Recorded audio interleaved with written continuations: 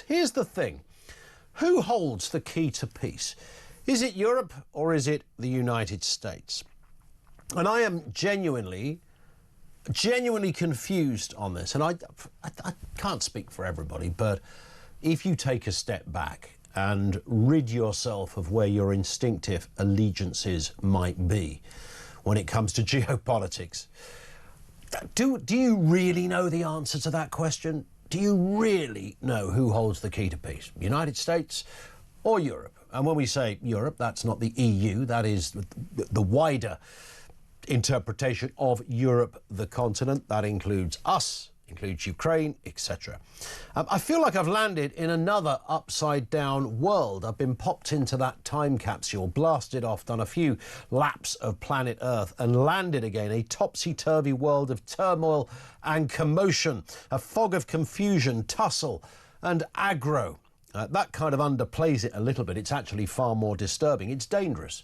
Trump, Putin, Zelensky, Starmer, Friedrich Merz, the new boy on the block. Macron is in there too. There are multiple battles being fought here. Zelensky wants peace, he says. In fact, he says he'll step down from office if Ukraine is invited to join NATO or get some kind of NATO protection as long as peace is guaranteed. And of course, today is the third anniversary of the invasion of Iraq, when dictator and international slaughter fanatic Vladimir Putin set the boys on a land that was not his. 0344 499 1000. My little boy asked me over the weekend, is there going to be a war, Daddy? And he said this, and it's the sort of thing they would write in a drama, isn't it? You know, when the little child says to the parent, is there going to be a war, Daddy? There was a concern in his eyes when he asked this question. He'd clearly been talking with his mates at school. They're 11, you know, they chat about stuff. They watch News Round and all that kind of caper. So, yeah, and I thought, wow, that's interesting. When you are... and you underplay it, really, because a war, you know, in a child's mind, that's a frightening prospect. Is there going to be a war? What's going to happen? Do we get bombed? Will there be aeroplanes going over? They've seen images of the war and all the rest of it from World War I, World War II, etc. Is there going to be a war? Maybe is the honest answer, right? Maybe. I mean, there could be with all of this going on. It's really hard to keep up. But who holds the key to peace? Is it Europe or is it the United States? And it's kind of interesting that we have sort of even debate, and when I say the United States appears to be keeping one foot in the Putin camp. Now, you might say, diplomatically, that's a really sensible thing to do. I get that. But I don't think we'd afford ISIS or some other organisation that do terrible things the same dignity of response. Well, you know, we've got to keep them on side, etc. This is not a nice person running the old Russian state over there. I think we have to keep that in mind. So Keir Starmer and Emmanuel Macron, the French president, agreed in a call yesterday to put on a united front ahead of their trip to Washington. Both of those leaders, I think Macron goes first, are going to see Donald Trump. Do they stand outside in a line with a little name badge on and somebody calls them out from a clipboard? Mr. Starmer, you're next. Sort of like a Britain's Got Talent kind of thing. Is there a golden buzzer over there in the Oval Office? Don't be fooled into thinking that button is to order Diet Coke. It's worth having a listen here to Keir Starmer. He's unequivocal about this, and even if you're not a natural ally or supporter of Keir Starmer, I'm bound to say who is, well, it's kind of hard to argue against some of what he says in this clip. Have a listen. The UK is with you today and every day, from His Majesty the King to the NHS workers volunteering in hospitals in Ukraine, to the communities that took Ukrainian refugees to their heart. And that's why I signed our 100-year partnership with President Zelensky last month, because we believe in Ukraine's fight today and the country's incredible potential to thrive in the years to come. Now, if you were listening to that on radio, that would have translated better than looking at it, because he looks a very tired man. Was it filmed on some old Samsung or something? The sound is awful. But he's reading from I don't know why he's reading. It's the second time I've seen him do this. He's reading from pieces of A4, which always looks a bit clunky in the 21st century. So there it is. Everybody is from the NHS and the King. He's imparting a message from our head of state. The politicians, it's a no-brainer. We're with Ukraine. We ain't with Russia, that's for sure. I mean, who would be? So America playing a slightly different game on this one. Who holds the key to peace? And I promise you, I asked this genuinely asked this question because I honestly don't know the answer. And I know instinctively where our allegiances should go, but in terms of where do we find peace? United States or Europe? 0344 499 1000. Vinny says, the key to peace, Putin. But yeah, I guess ultimately he's the key to peace. But getting him to be peaceful is a whole other matter. I ain't just talking about the invasion of Ukraine. I'm talking about all manner of other issues around Putin, whether it's poison umbrellas, strange goings-on in Salisbury, jailing journalists, dissenters, people he didn't like from his past, the bully he went to school. You know, the list goes on. Let's get a word on this and a few of the other big stories of the day. Alain Tolhurst, chief reporter at Politics Home, is back with us. How are you doing, Alan? Yeah, pretty good, thank you. Good to have you with us again. So President Zelensky has said he's willing to step down. That was the big news over the weekend. If it would secure peace and NATO protection for Ukraine. It's worth having a listen, Alan, before we get into this, to Mr. Zelensky making this announcement at the weekend. If it's about peace in Ukraine and you really want me to leave my position, I am ready to do that. Secondly, I can exchange it for NATO if there is such an opportunity. I'll do it immediately without a long conversation about it. I am focused on Ukraine's security today and not in 20 years. I don't plan to be in power for decades. Therefore, that's my aim and my dream. That's the Kiwi interpretation, by the way, of Zelensky's speech. So there it is, Alan. I mean, is it a reasonable request? I mean, the NATO thing, some fairly diplomatic. NATO protection as distinct from NATO membership. That's an important distinction, of course, in all of this. Yeah. Yeah, and I thought it was interesting. It was quite sort of thrown away. It was quite a casual statement. He's sort of looking for his papers, just announces, "Oh, by the way, I would stand down." You know, I think it's kind of his idea to kind of show that this isn't about him. This isn't about kind of for the glory of Zelensky.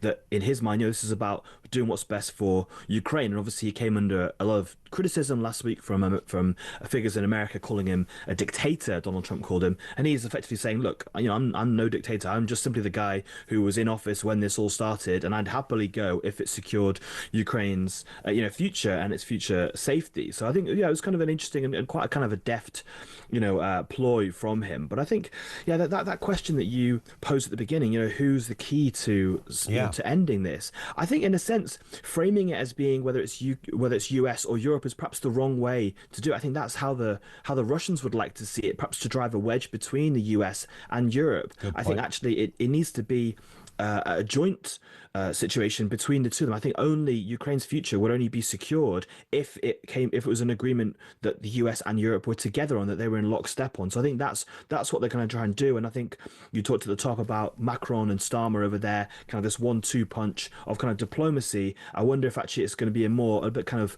bad cop, good cop. You know, Macron's going to go in there and be his kind of usual sort of imperious self and kind of tell Donald Trump what he's getting wrong, and then perhaps Keir Starmer's going to come in at the end of the week and slightly kind of try and fix things up. But essentially they're trying to get that same message across, that the US needs to hold firm alongside Europe, otherwise Russia will get more of what it wants in this negotiation. Yeah, you created a beautiful sketch in my head, Alan, of this scripted scenario between Macron and so you're going to say this, and then I'm going to go in there and say, don't listen to Garlic Face.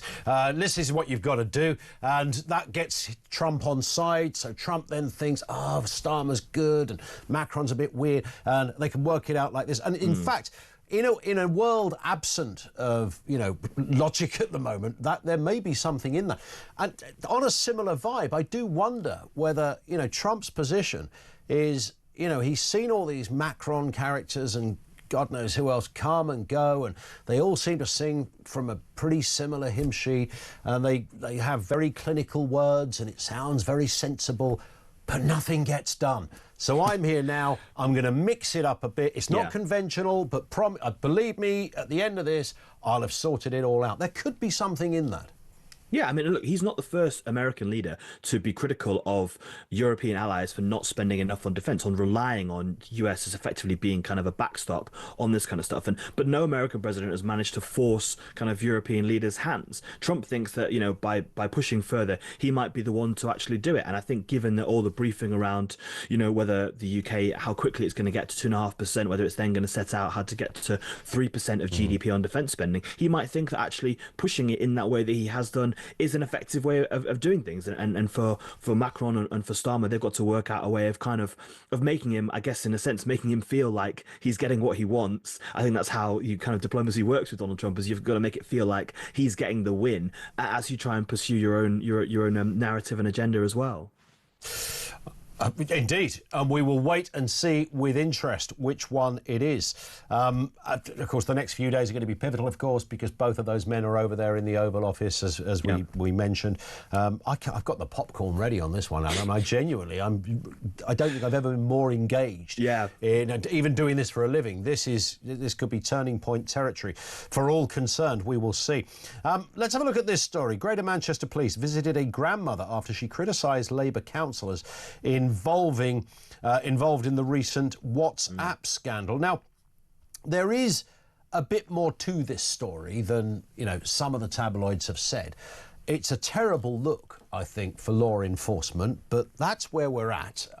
Apparently there are a couple of cops spare, detectives nonetheless, to pay a visit to this woman who said some things on Facebook, which the police acknowledged were not illegal, and she would be allowed to say them again.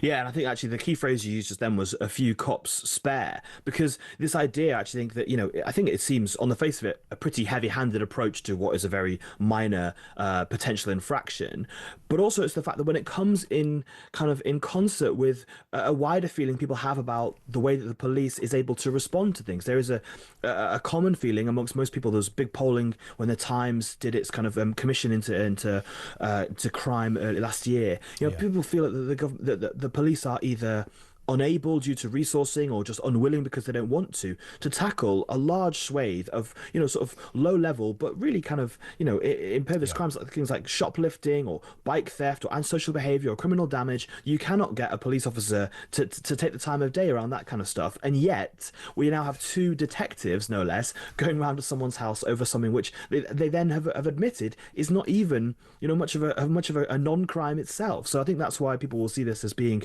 you know, as being pretty heavy-handed. And I think that the Greater Manchester Police, given its own record, pretty dubious record over the past 10 years around solving crime, will have to kind of explain itself why, as you say, there were a couple of spare detectives to go around and speak to this woman. And what's interesting, because when you see the headline and you think, oh my God, not another one of those kind of stories, and there's often a bit more to it. And I read it a little deeper. And of course, she wasn't visited because of what she'd said. She was visited because to tell her that somebody had made a complaint against her. That was the point.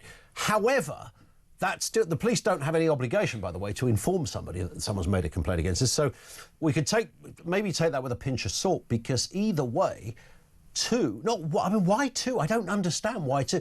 Two cops, when you're living in a world where there's domestic violence and sexual assault and rape and burglary and shoplifting, you would never in a gazillion years imagine in today's world that the old Bill would have two spare to go and inform some old granny that, you know, someone's reported her for a Facebook comment. I mean, you couldn't write that into the thick of it. Yeah, exactly. It seems so unlikely, as you say. It's almost strange then that they weren't even being sent to actually investigate something. They were being sent simply to inform someone of a complaint. As you say, there's obviously perhaps more to it than that, and hopefully we'll find out more from Greater Manchester Police in the next few days. But it's the optics of it. That's what it seems. You know, when you see that kind of doorbell footage of two officers there with their warrant cards, you think, you know, this is quite a serious matter. I think for most people, if two detectives came around to your house, you would take it pretty seriously. And the fact is, this is for, as I say, an incredibly minor thing. It might be distasteful. People might not enjoy it. People might not like it, but people write this kind of all sorts of stuff on the internet all day, every day, and they don't have, two detectives coming around and knocking on their front door. So yeah, I think there's a, really questions to be asked. And I think as well, like, it has to be played off against this wider feeling that people have that they can't get the police to act when they think there is something much more serious going on. Spot on.